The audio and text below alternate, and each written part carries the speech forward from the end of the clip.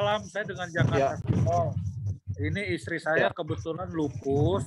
Tadi sih udah sharing, udah di beberapa respon dari dokter yang ada di sini, tapi mereka teman-teman dokter bilang mungkin lebih dalamnya lagi kita tunggu dokter Regan. Nah ini izin dokter ya, istri saya nih namanya Ruth Aan, nanti dia akan share lagi tentang lupusnya dokter ya, mohon bisa direspon. Terima kasih.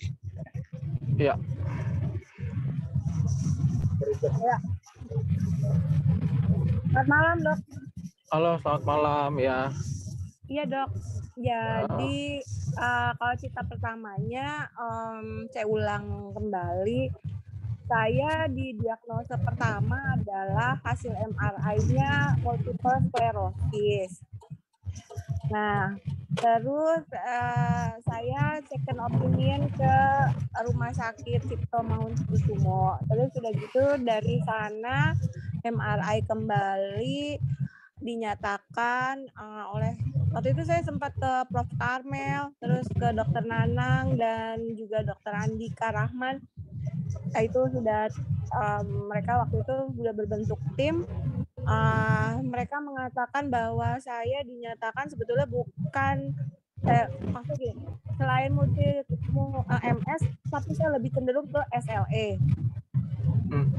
Nah, jadi MS saya tuh bersifatnya banci gitu loh.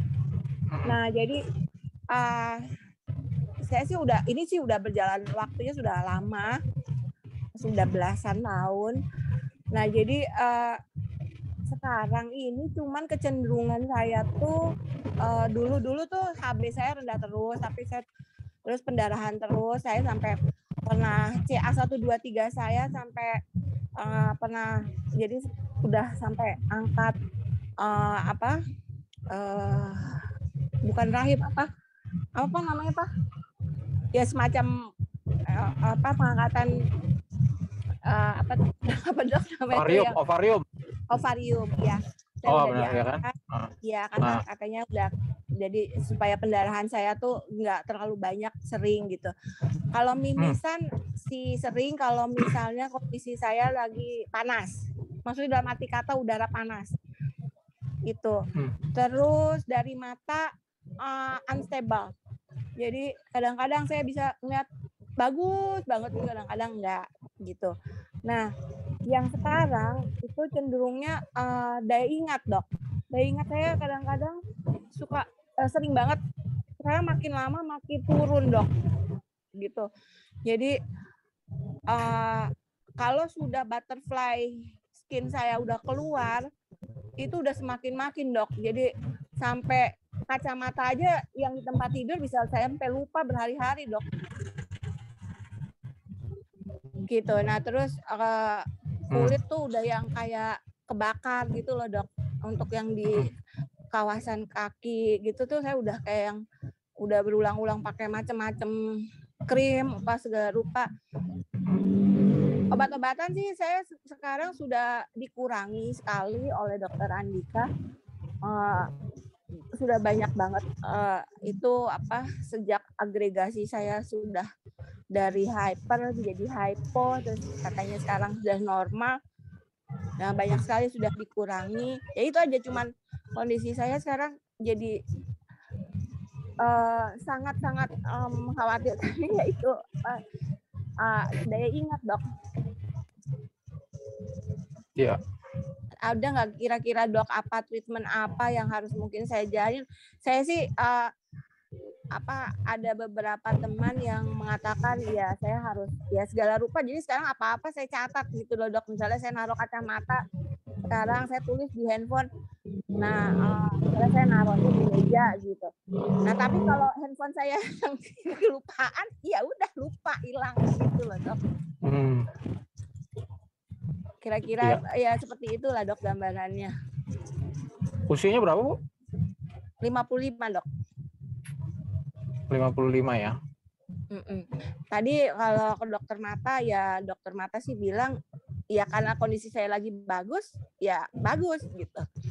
Baru aja tadi siang saya ke dokter mata gitu. Jadi tapi kalau misalnya kondisi saya lagi lagi turun drop, udah bisa labur semua gitu dok. Iya. Iya intinya sih. Sorry tadi usianya berapa sih Pak? 55. 55. Mulai Ya, kena yang saya nggak tahan butterfly sama ya itu sama ada ingat dok, ya demensia itu. Iya. Ya jadi intinya kalau untuk lupus itu kan sebenarnya ada autoimun. Ya autoimun menyerangnya bisa kemana-mana itu.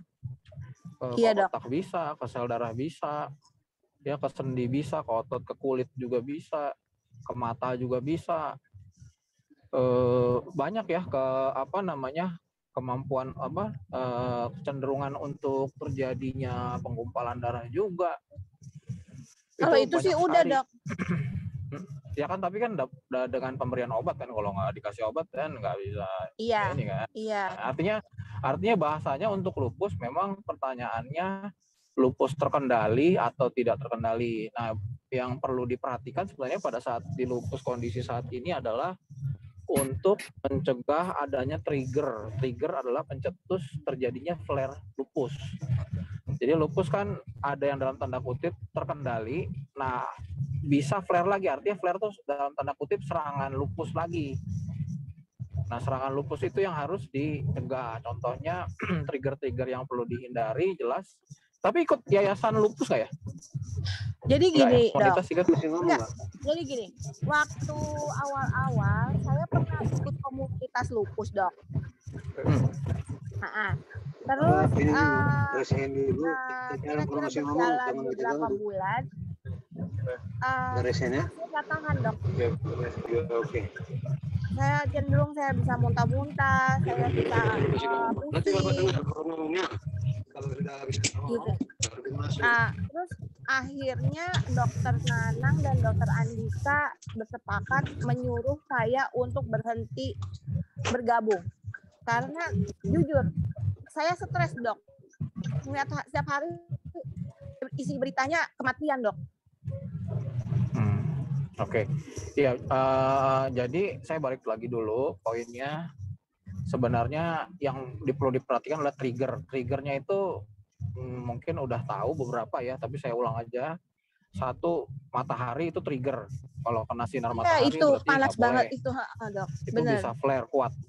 Yang kedua, infeksi. Infeksi juga harus dicegah. Yang paling sering kan infeksi flu atau infeksi pernapasan, bisa juga mencret ya. Tapi infeksi lah.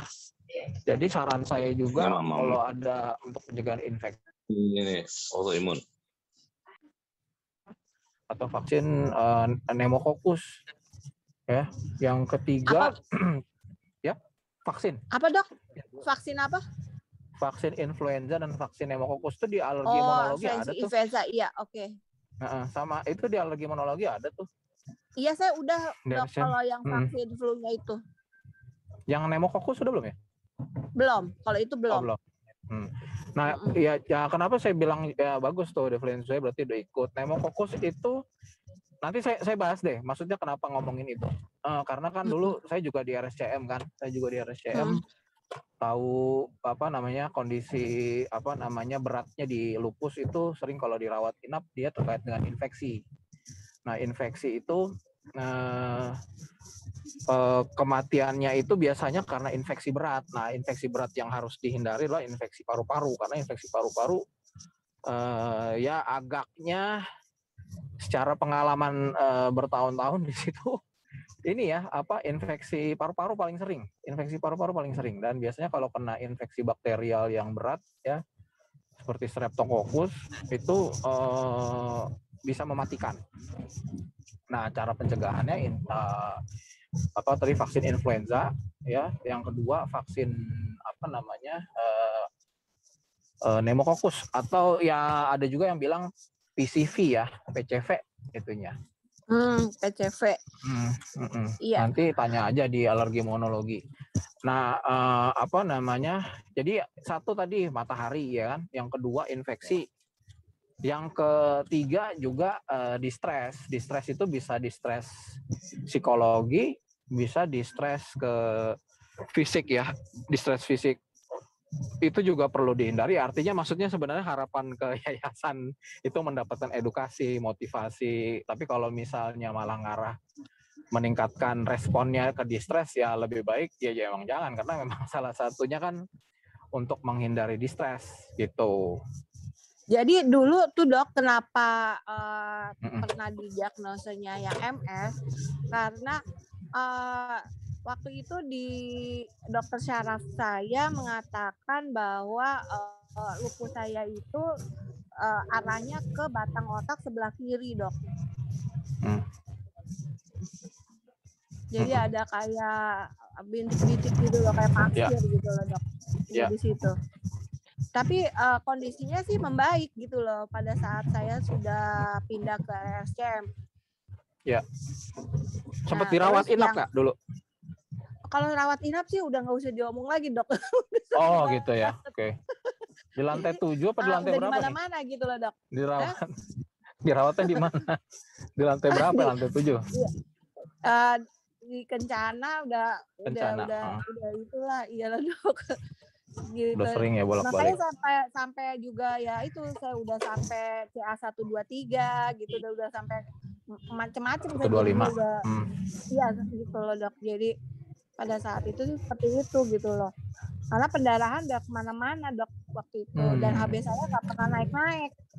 Ya 7 aja naiknya gitu. 6, 7 gitu loh, dok. Jadi saat ini pengobatan lupus yang didapatkan apa aja? Aduh, kalau obat itu apa namanya, steroidnya sih tetap masih ada di apa namanya, dok, namanya steroidnya sih saya udah dikurangin sama sekali, dok, malah itu. Oh, dikurangin. Jadi dapatnya lain apa? Jadi tapi yang untuk radang tetap masih itu apa MMF. Iya betul. Itu masih. Ya, imunosupresan pengganti ini ya. Supaya dosis steroidnya bisa turun, dia harus ditambahin itu MMF. Iya, itu gitu. Saya nggak dikurangin itu. Hidroksikloroquine. Minum nggak? Apanya? Iya, itu kan isinya hidroksikloroquine, obat anti malaria sebenarnya, boleh diketahui itu. Iya, itu. Ya kan? Nah, itu yang dikurangin, dok. Kemarin itu juga dikurangin. Iya, itu teman-teman kemarin saya malah dapat bantuan dari beberapa teman, karena kan pernah sempat hilang ya, dok, ya, obat itu waktu saat COVID dingin-dinginnya. Iya, betul. Gitu. Sebelum COVID juga agak-agak susah sih nyarinya. Itu. Itu. Jadi ya itu, dok. Kalau itu sih ya udah saya sempat sampai muak gitu loh dengan obat-obatan itu. Iya. Habis rasanya udah kayak gimana gitu loh, dok. Betul. Iya, jadi maksudnya intinya adalah untuk survive di lupus itu memang kita harus mencegah trigger ya, Kalau trigger yang berarti sering kamu dapatkan dari matahari ada nggak? Iya, itulah, dok. Makanya saya tadi bilang sebelum dokter masuk itu saya bilang saya pantasnya saya senangnya sih pengennya tinggalnya di tempat. Sorry dok, saya dengar Jakarta Hall. Sebenarnya triggernya matahari atau udara panas, dok? Karena kalau matahari tapi matahari udara panas enggak ya?